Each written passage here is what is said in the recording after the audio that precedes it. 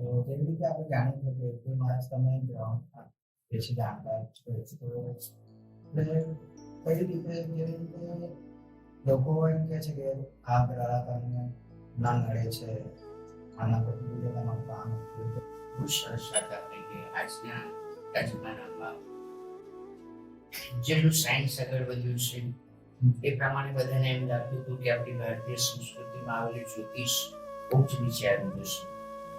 પણ આપણે જોઈએ એ પ્રમાણે આપણે સાયન્ટિસ્ટો પણ જ્યારે ઉપગ્રહ છોડે છે ને આકાશમાં ત્યારે જ્યોતિષો પાસે મુહૂર્ત જોડાવે છે અને ગણપતિ દાદાની પહેલા પૂજા કરે છે. તો સાયન્સ પણ જ્યોતિષને અને ભગવાનને માને છે એમાં કોઈ પ્રશ્ન નથી. આપણા જીવનમાં આ નવગ્રહ ઘણા અસર કરે છે અને આપણા ઋષિમુનિઓએ અલગ અલગ સંહિતા લખી. ભૃગુ ઋષિએ ભૃગુ સંહિતા લખી, ગર્ગ ઋષિએ ગર્ગ સંહિતા લખી, નારદ સંહિતા લખી. આમ ઘણા બધા ઋષિઓએ જ્યોતિષના આપણા ઘણા બધા પુસ્તકો આપણે આપેલા છે અને જે હિસાબે એમની આપણે વિધિ વિધાન કરીએ છીએ તો આપણા જીવનમાં બહુ જ એનો ઉપયોગ કરે છે. ઘણા લોકો એમ કે છે કે લગ્ન પહેલા સ્વભાવ આપણે જાણવો જોઈએ, બરાબર ને? આજના પહેલાના જમાનામાં વસ્તુ ન હતું. અત્યારે શું કે છે, જ્યાં સુધી મેં સ્વભાવ ન જાણીએ ત્યાં સુધી મારે લગ્ન કરવા જ નથી. એટલે પહેલા 5-6 મહિના પોતાની સાથે ટાઈમ સ્પેન્ડ કરવો. એની જગ્યાએ જો એમ જ જાણે કે મેષ રાશિ છે, મેષ રાશિમાં કયા અક્ષર આવે છે? તો કે અ લ ઈ. દાખલા તરીકે નામ લઈએ આપણે આકાશ. આપણે જ્યોતિષોએ હવે મેષ રાશિમાં આવતા આકાશ હોય, અમિત હોય, ઉદ્ભવ હોય કે ગમે તેવા અલગ અલગ નામો અદયી વાળા તેમનો સ્વભાવગત લાક્ષણિકતા કેવી હોય, એ લોકો કેવા હોઈ શકે, જો તમે જાણતા હોય તો તમને 50-60% જવાબ તો કૃષ્ણ એમાં જ આપણને મળી ગયો છે. મેષ રાશિના લોકો કેવા હોય કે જિદ્દી, સાહસી, મહત્વકાંક્ષી, અહંકાર. આ લોકો કોઈ કામ હાથમાં લે એટલે એને પૂરું કર્યા વગર છોડે. નેતૃત્વ શક્તિવાળી, દાખલા તરીકે નેતાઓ, સૈનિકો, આ બધામાં વધારે સમાવેશ થાય. ઇન્દિરા ગાંધી, અટલ બિહારી વાજપેયી, અમિતાભ બચ્ચન, અમિત શાહ. તો આ રાશિના જે લોકો હોય ને નેતૃત્વ શક્તિવાળા, એનો સ્વભાવ થોડો અહંકારી. હું કહું એ સાચું. હવે જો તમે આ વસ્તુ જાણતા હોય તો સામેવાળી વ્યક્તિને તમે એ પ્રમાણે કરીશું કે ભાઈ હું કહીશ અમારી વચ્ચે કદાચ કોઈ ઝઘડો થયો તો મને ખબર છે કે આ વ્યક્તિ આ પ્રમાણેની વાત મારી સ્વીકારે નહીં, હું શું કરીશ, એને પછી સીધી રીતે નહીં કહું, શાંતિથી સમજાવવાનો પ્રયત્ન કરી અને પ્રશ્નનો હું સોલ્યુશન લાવી શકીશ. પણ એ વસ્તુ ક્યારે કે જ્યારે મને ખબર છે કે આપણો સ્વભાવ આ પ્રમાણેનો હોઈ શકે છે અને એમાં 70-80% વ્યક્તિનો સ્વભાવ હોય છે. તો આ પ્રમાણે જ્યારે તમે 12 રાશિઓના સ્વભાવગત લાક્ષણિકતા જાણતા હોય તો તમને અડધી તો સમજમાં જ પડી જાય કે આ વ્યક્તિ સાથે મારે કેવી રીતે જીવવું જોઈએ.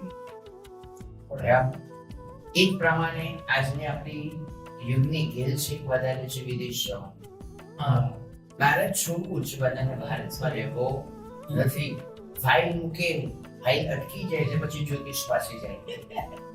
મારી ફાઇલ આગળ નથી પડતી, કઈ ગ્રહ નડતો હોય એવું મને લાગે છે. તરત તારા જ્યોતિષ પાસે આવશે, જુઓ ને અમારો કેમ આગળ નથી પડતું, આ કેમ પ્રોબ્લેમ આવે છે. તે પછી જ્યોતિષ કે ભાઈ ભાગ્યનું સ્થાન છે, આ ભાગ્યના સ્થાનમાં જો તારો સૂર્ય પ્રબળ હોય તો તું આ પ્રમાણેની ફાઇલ મૂકીશ તો ચોક્કસ તારું સોલ્યુશન આવશે. એના ઉપાય અને એના રસ્તા બતાવે છે અને પછી તમે 6-7 મહિના પછી જ્યારે ફાઇલ મૂકે છે ત્યારે ફાઇલ ક્લિયર થતી હોય છે ને ઘણા કિસ્સાઓ બની ગયા છે. તો આપણી સમક્ષ આ પ્રત્યક્ષ ઉદાહરણ છે કે ગ્રહ આપણા જીવનમાં અસર કરે છે. બીજી સૌથી મહત્વની વસ્તુ આજના જમાનાની કઈ નહીં, લગ્ન.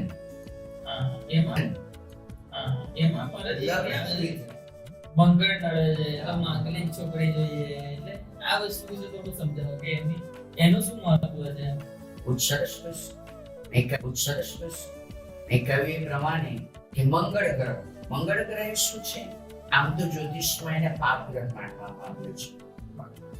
પાપ ગ્રહ છે અને દુઃખ આપનારો ગ્રહ છે એમ કહેવામાં આવે છે. અને શક્તિદાતા ગ્રહ પણ છે. એ તમને શક્તિ પણ પ્રદાન કરે છે. કોઈ પણ કુંડળીમાં પહેલા સ્થાનમાં, ચોથા સ્થાનમાં, સાતમા સ્થાનમાં, આઠમા સ્થાનમાં અને 12મા સ્થાનમાં જ્યારે મંગળ હોય તો તેને કહેવાય છે કે આ માંગલિક છે. તો સામે એવો છોકરો કેવો અથવા તો છોકરી કેવી હોવી જોઈએ કે જેને મંગળ હોય અથવા તો શનિ હોય. કદાચ એ ન હોય તો એનો પરિહાર આપણને બતાવવામાં આવ્યો છે કે સ્થાનમાં કોઈ પાપ ગ્રહ હોવું જોઈએ. દાખલા તરીકે સૂર્ય છે, રાહુ છે, આ બધા જો પાપ ગ્રહ હોય તો પણ પછી મંગળ દોષ રહેતો નથી. એ પ્રમાણે આપણે કરી શકીએ. હવે જેના સ્થાનમાં મંગળ છે, છોકરી આપણને સેટ થઈ ગઈ અને એના પાસે મંગળ નથી કે શનિ પણ નથી, અને આપણા મંગળ ગ્રહ છે અને શનિ પણ, મતલબ આપણને મંગળ ની નડતર છે, બરોબર છે, એમ નથી પણ એનામાં કોઈ એની કુંડળીમાં કોઈ પાપ ગ્રહ એક સ્થાનમાં હોવો જોઈએ તો પાછું બેનું સેટ થાય. અને એને ના હોય ના ચાલો બટ એકમાં છે ને એકમાં છે જ નહીં. એનો રસ્તો શું થાય?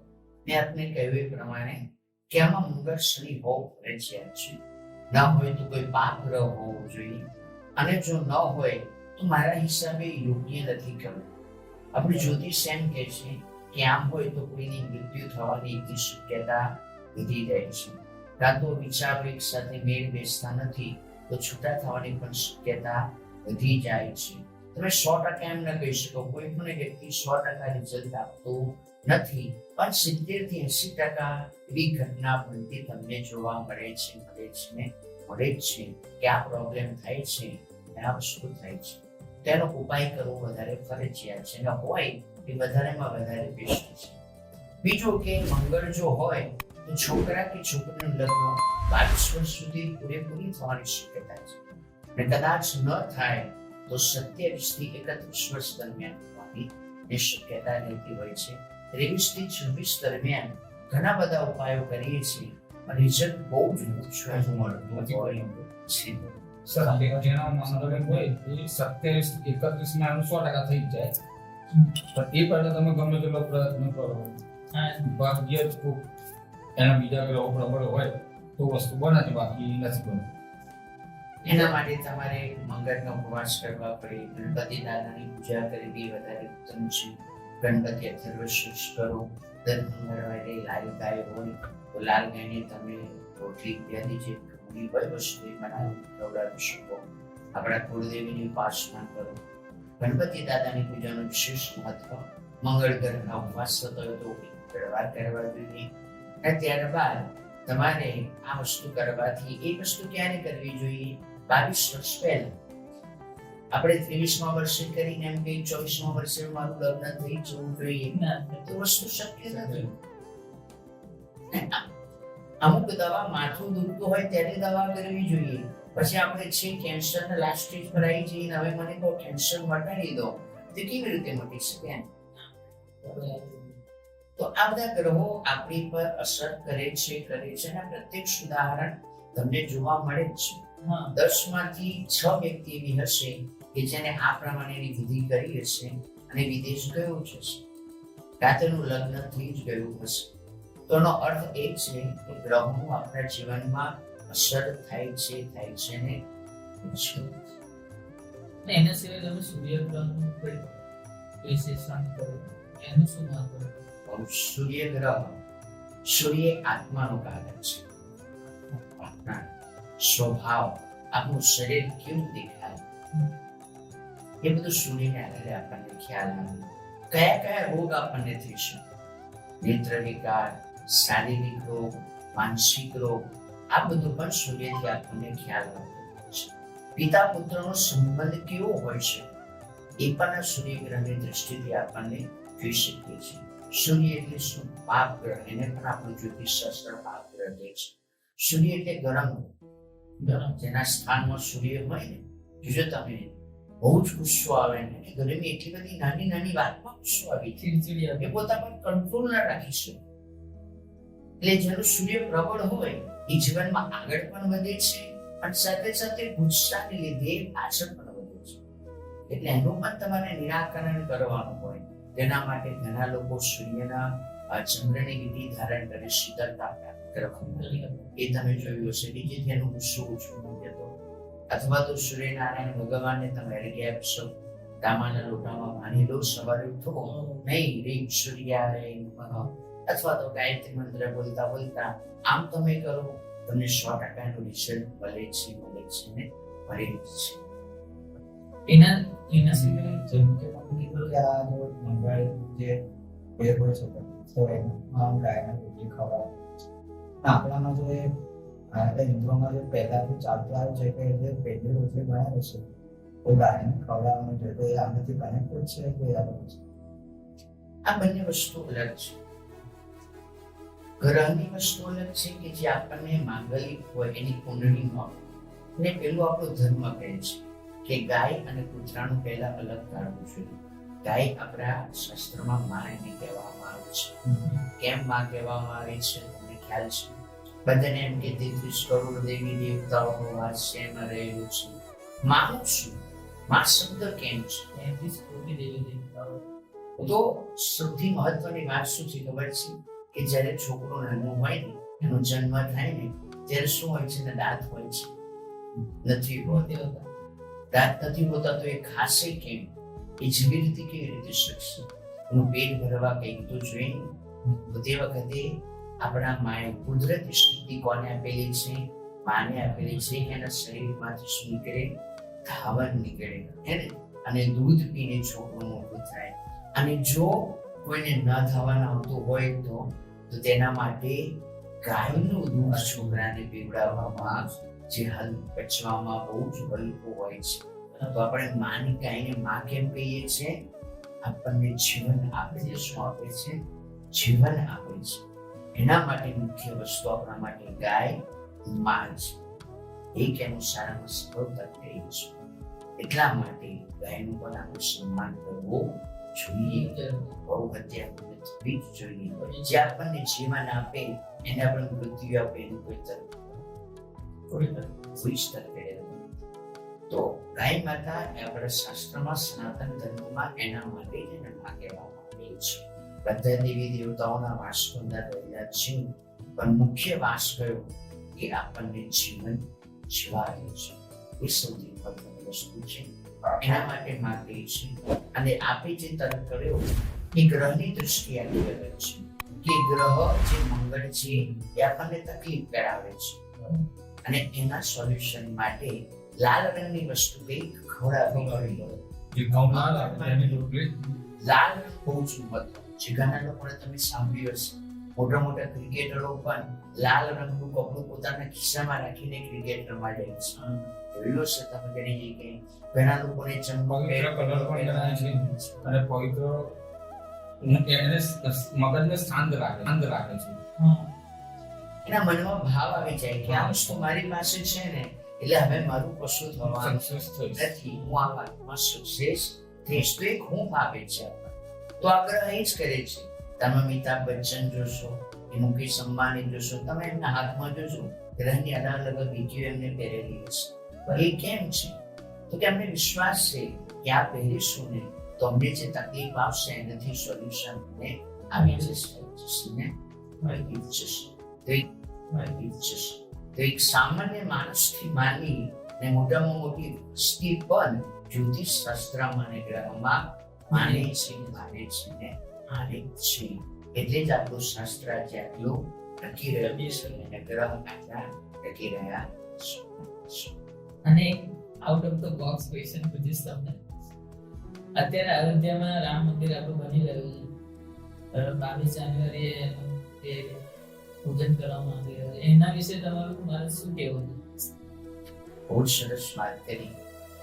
શ્રીરામ એક શબ્દ નથી. શ્રીરામ આખી દુનિયા માટે એક એવું પાત્ર છે કે જીવન કેવી રીતે જીવવું જોઈએ, સંસ્કાર કેવા હોવા જોઈએ, કેવી રીતે જીવાય. ઘણા લોકો બધી જ વાત જાણે છે. રામ એટલે શું? ત્યાગ, કરુણા, બલિદાન. ત્યાગ કયો? ઘર છોડ્યું એ ત્યાગ, એ તો ત્યાગ છે. પણ સૌથી મોટો ત્યાગ એમને કયો કર્યો તમે જાણો છો? મા બાપથી દૂર રહેવું. મારા હિસાબે તો એમનો ત્યાગ કયો ખબર છે? આજે કોઈ પણ માણસ હોય છે, કોઈ સામેવાળાની વ્યક્તિનું જ્યારે જીતી જાય ને જમીન કે ઘર, તો પાછળને સોંપે છે ઘર. રામચંદ્રજીનું એક પાત્ર એવું છે ને કે પહેલા ક્યાં ગયા? કિષ્કિંધા. કિષ્કિંધામાં ગયા તો બાલીને મારી અને રાજ્ય ચાહતો લઈ શકત. મને સુગ્રીવ નહીં, આ તારું છે, મારે એની સાથે કોઈ જ લેવા દેવા નથી.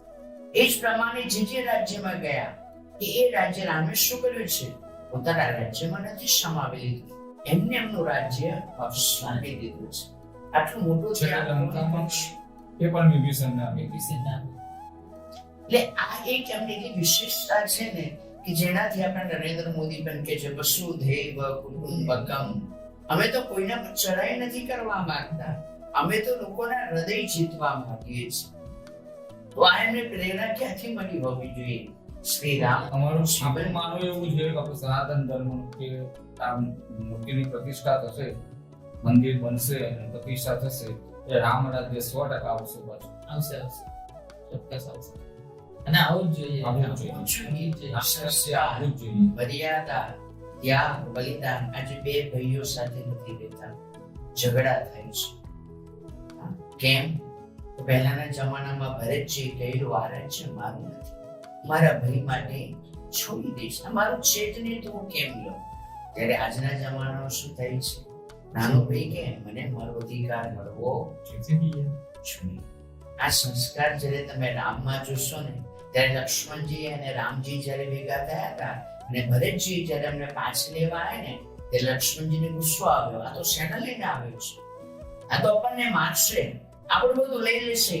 રામ તમે મને રોકતા નહીં મોટા ભાઈ, મારે તો ભરતનો પણ વધ કરી દેવાનો જોઈએ, તમારી પાસે લેવા આવશે. ત્યારે રામે કહ્યું હતું કે લક્ષ્મણ, તું મારા ભરતને નથી ઓળખતો, મારો ભરત મને પાછો લેવા આવ્યો છે, મને બધું સોંપવા આવ્યો છે. તું જોજે જ્યારે ભરતજી આવે છે અને જ્યારે રામચંદ્રજીના ચરણમાં પડીને રડે છે ને, ત્યારે લક્ષ્મણજીને થાય છે મેં કેટલું ખોટું મારા ભાઈ છે. આ મર્યાદા છે. પાદુકાને શાસન તરીકે હા, પોતે રાજ્ય કર્યું પણ એ ક્યારે ગાદી પર એ રામ ભગવાનના પાદુકા મૂક્યા છે. આ સંસ્કારો આજના જમાનામાં આવી જાય ને તો ક્યારેય કોઈનું ઘર તૂટે નહીં. આખું વર્લ્ડ આપણા ઇન્ડિયાને માને છે. તો આ જ વસુધૈવ કુટુંબકમ, આજ આપણા નરેન્દ્ર મોદી વડાપ્રધાન. તો તમે વિચાર કરો, એ રામ રાજ્ય જ્યારે રામ મંદિરની સ્થાપના અયોધ્યામાં થશે ત્યારે એનો ફેલાવો, રામચંદ્રજીના વિચારો ના સદચરિત્રો જ્યારે ભારત અને આખા વર્લ્ડમાં આવશે ત્યારે બધા યુદ્ધ થતા પણ આપોઆપ બંધ થશે. તો રામ એક આપણા માટે જીવન જીવવાની ઉત્તમ આદર્શ પાત્ર છે. ઉત્તમ શૈલી પણ કહી શકીએ. તો મહારાજ, આ પોડકાસ્ટ તમારી સાથે બહુ મજા આવી. અમારી જોડે વાર્તાઓ કરવા, જે વાતચીત થઈ, અને તમે તમારો અનુભવ જણાવો, તમને કેવું લાગ્યું? ના, અમને પણ ગમ્યું અહીંયા આવીને. અમારો પહેલો જ અનુભવ છે. પહેલા આવ્યા ત્યારે અમને થોડી બીક હતી કે શું કરવું, કેવી રીતે કરવું. આજથી અમને પણ એક શીખવા મળ્યું. અને અમારે વસ્તુ જીવનમાં શીખવી જોઈએ. એક એનું એક ઉદાહરણ એવું છે કે હું એક જરૂર આપણે એમ કે સ્કૂલમાં પેલા પેપર વંચાવતા, પ્રાર્થના થાય પ્રાર્થના પછી પેપર વંચાવતા. તો મારે જ્યારે તે દિવસ વાંચવાનું હતું ને, મારાથી પેપર પણ નહોતું વંચાય.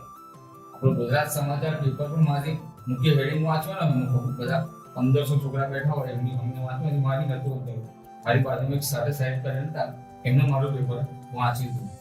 ત્યાર પછી હું સ્વાધ્યાય કાર્યમાં જોઈન થયો અને 2.5 વર્ષ જેવું સ્વાધ્યાય કાર્ય મળ્યો. તો સ્વાધ્યાય કાર્ય મોટા ગીતા જયંતિના અત્યારે મોટા ફંક્શન હતી, એ મેન વક્તા તરીકે મેં એ એટેન્ડ કર્યા છે.